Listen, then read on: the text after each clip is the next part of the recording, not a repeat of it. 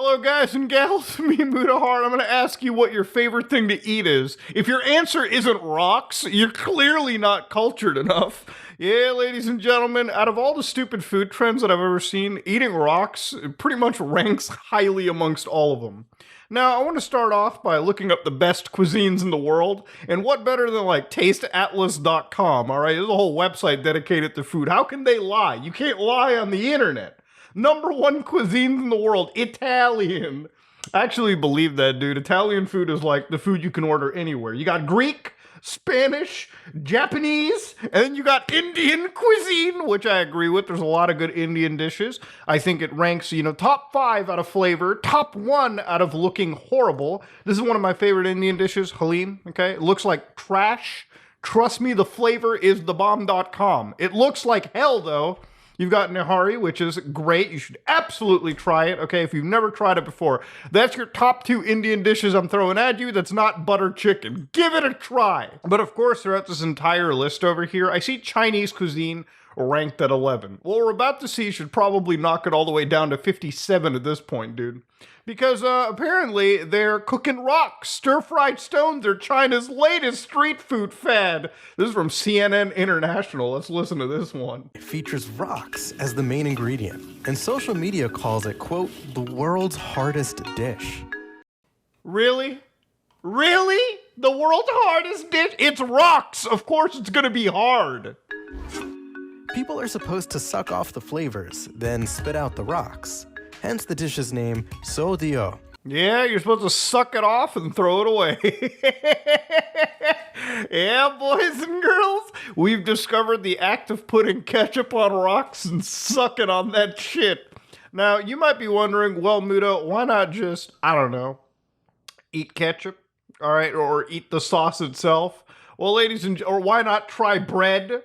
Or why not try something else? Well, ladies and gentlemen, this is a dish that actually dates back to hundreds of years ago when boatmen in the landlocked province of Hubei would run out of animals and vegetables while traveling along the Yangtze River, and so turned to minerals. Unsurprisingly, according to one of History of the Dish, it failed in popularity after economic development.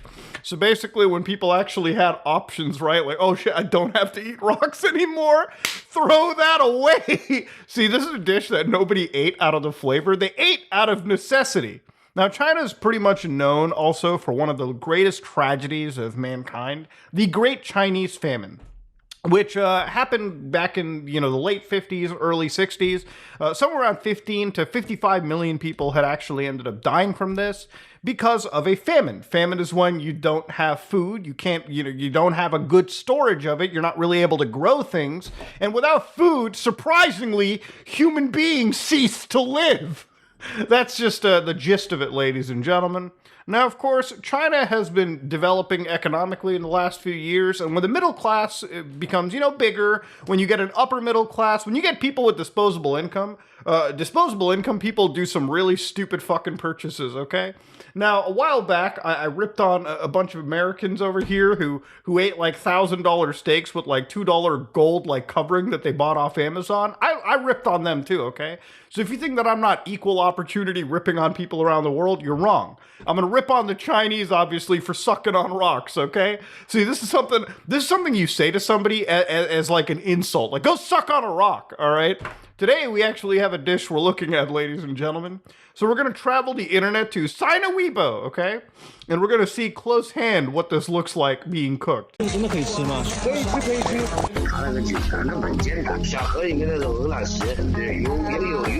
he's got garlic, capsicum, soy, chili oil, everything thrown onto the rocks. That's how the flavor gets like attached onto it.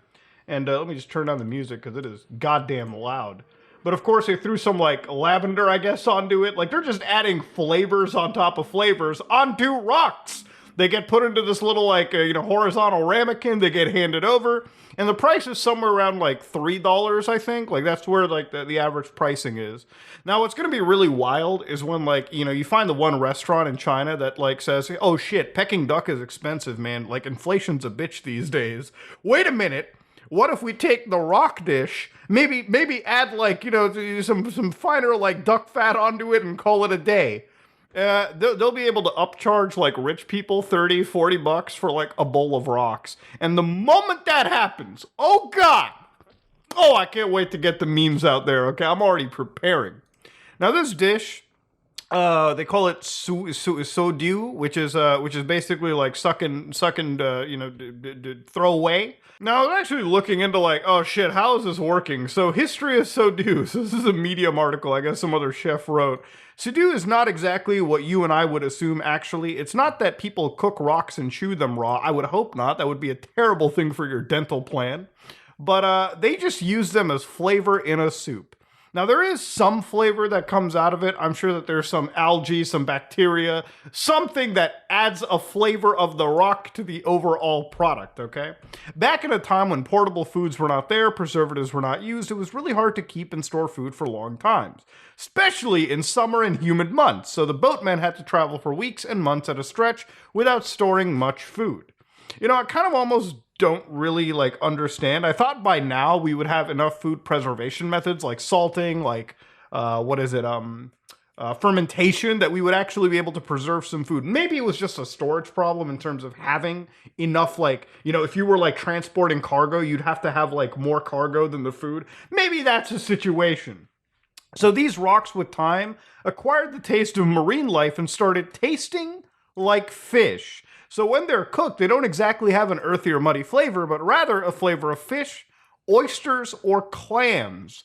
I'm gonna have to do a hard doubt on that one, but maybe this is just the entire like government. Maybe this is like the entire like global agenda of making me eat like bugs and rocks and shit. And no, I will not eat the bugs and the rocks, okay? It's not happening. Sodu is prepared the same way a warm winter soup would be prepared. Now, of course, they also say, just remember, don't chew the rocks. If you have to tell people not to eat and chew the rocks, they're pretty stupid fucking people, is all I'm saying. God damn. Here, let's look at the TikTok description of it. It's like one chef cooking this dish. It's like a novelty, if anything. The dish is called stir-fried pebbles. Yes, you heard it right. It's actually a famous local dish from Anshi, Hubei province in central China. Dude, I literally read the history of it. They stopped eating it as soon as they had 2 nickels to rub together. You can't just say it's popular. It's popular now because, like, disposable income nerds in China are now buying rocks to suck on. It's stupid. The dish is about $2 per serving. You can find it at night market. To make it, first pour chili oil over the pebbles, then stir fry with dried chili, garlic, and other seasonings. I know you've been wondering how do you eat it. Just suck on it and spit out the pebbles. Make sure not to swallow them. I'm serious. Yeah, don't swallow them, okay? Again, don't actually swallow the rocks there, Einstein. It would be pretty bad for your health. Now, of course, like I said earlier, why somebody wouldn't just use some bread, some rice, you know, something else, something edible, if anything. I don't even know if, like, this is... Maybe, well, actually, to be fair, if it's cooked in heat, I'm pretty sure it would kill any, like, you know, bad bacteria or life form on there. But the point is, you're still paying to suck on pebbles and rocks. It's insanity, the world that I live in now. Now, to understand, there's a story, ladies and gentlemen, from old Europe, a folk story called the Stone Soup, ladies and gentlemen. Now, the story here is, as I'm going to describe it, some travelers come to a village carrying nothing more than an empty cooking pot. Upon the arrival, the villagers are unwilling to share any of their food stores with the very hungry travelers. So what do the travelers do? Well, they run one of the nicest scams that I've ever seen. The travelers answer that they're making stone soup. Basically, they fill a pot with water, drop a big stone, and put it over a fire. So it's just literally water with a rock in it. Now, of course, they say, hey, it's going to taste like awesomeness. Just make sure you bring some garnishes to make it taste a little better. Well, over time, people brought things like carrots, potatoes, onions, cabbages, peas, celeries, tomatoes, meat, milk, butter, whatever. And eventually, the stone was removed from the pot, and they would only have the garnishes, which would just be the ingredients. So, again, everyone had it, the villagers and the travelers. It was a great way to get everyone to learn about the concept of sharing. Hey, guys, if you share your stuff together, it leads to a better product in the end, okay? Ladies and gentlemen, that was one story. It's a folk story designed to teach people about the value of sharing. Nowhere did I ever expect that this folk story would end up becoming actual fucking reality at some point. But yeah, ladies and gentlemen, this is a new food that sort of existed. come into fruition. Chinese cuisine is great. It's one of the best cuisines in the world, okay? You got Peking duck, you've got fried rice, you've got God knows what. In fact, on a bad day, if life has screwed you, if your friend has screwed you out of $1 million, okay, your wife, girlfriend, husband left you, at least there will always be Chinese takeout. Just make sure you're not ordering the dish that involves sucking on rocks. You're getting totally scammed on that one, ladies and gentlemen. But yeah, I wanted to cover it because it's a goofy little dish, and honestly, if I could laugh at something, I will. If this offended somebody by any chance, like, how could you dare make fun of a national dish like this? I'm here to make jokes, okay? That's what I'm doing, all right? I made fun of rich people buying meat with, like, gold, like, covering on it. That I laughed at. And I'm gonna laugh at, like, upper middle class people buying rocks to suck on. If this is your only form of sustenance because of financial problems, I'm not going to judge you, whatever. That's fine. I mean, hey, you got to do what you got to do. But the people out there with the money to spend buying rocks to suck on, guys, you're literally making a mockery of what your ancestors had to go through with the famine and everything. You are not in that situation anymore, ladies and gentlemen. I get it. Inflation sucks. Food prices are through the roof. But I don't think for some people it's gotten to the point where they got to suck soy sauce off a rock. But then again, who knows, ladies and gentlemen? If you like what you saw, please like, comment, and subscribe. Dislike if you dislike it. I am out.